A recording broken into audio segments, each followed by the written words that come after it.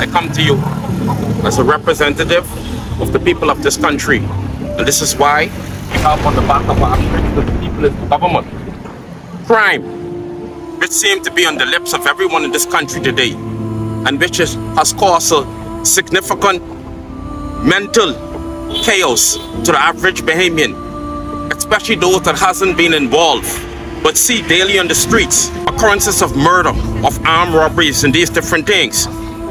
What I would want the average Bahamian to actually do is not simply to blame those who are considered the perpetrators, but understand that we are at war, and that what they're saying is actually intentional. And what I mean by that is, when our ancestors said that crime is a response to a criminal situation, we must understand that the socio-economic and political conditions has actually bred the atmosphere through which crime has and continue to take place in this country, and that there has been intentionally no proper response by the administration of this country to address and alleviate any situation involving the crime. And this is why during the recent interview by the chief administrator of this country, Brave Davis, he was unable to properly articulate what his administration would involve themselves in bringing forth solutions to address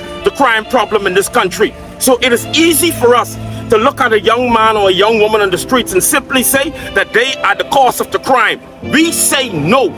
We say that the socio-economic and political conditions through which the administration, who are working with and part and parcel of a foreign entity that create the conditions so that we are socio-economically and politically at want in this country, has actually been the creators of the crime situation here. So I want the listeners to understand, not just to look at those who are considered the perpetrators of the crime.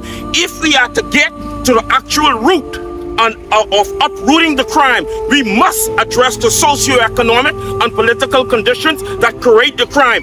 If we do not, and our solution is simply to bring back the gallows, if our solution is simply to bring back the installment of life penalties, it does nothing.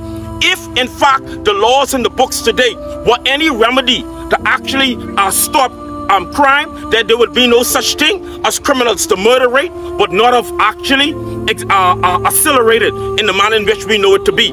So these things, any law they pass, it would not have any immediate or down the line effect on stopping crime. Why? Because as long as the conditions, the socio-economic and political conditions remain, where a young man cannot get a job, well, if he is charged with a small amount of marijuana, now he has a police record and no one wants to hire him. As long as these things exist, you will have crime. And just to add on, the actual crime help to employ those who say that they fight against crime. This is what I want the average Bahamian citizen to understand. The need for system change is not in the future, it is now. The need for the people to understand that we are the government and only the people themselves can remedy the situation. No administration can remedy the situation, but we the people is not in the future, it is now. We must take and forge a course in which we must now develop a plan, since we are the majority, since we are the government, to dictate to the elected officials that now, based upon what we want and what we say, this country must now reflect it. Thank you very much.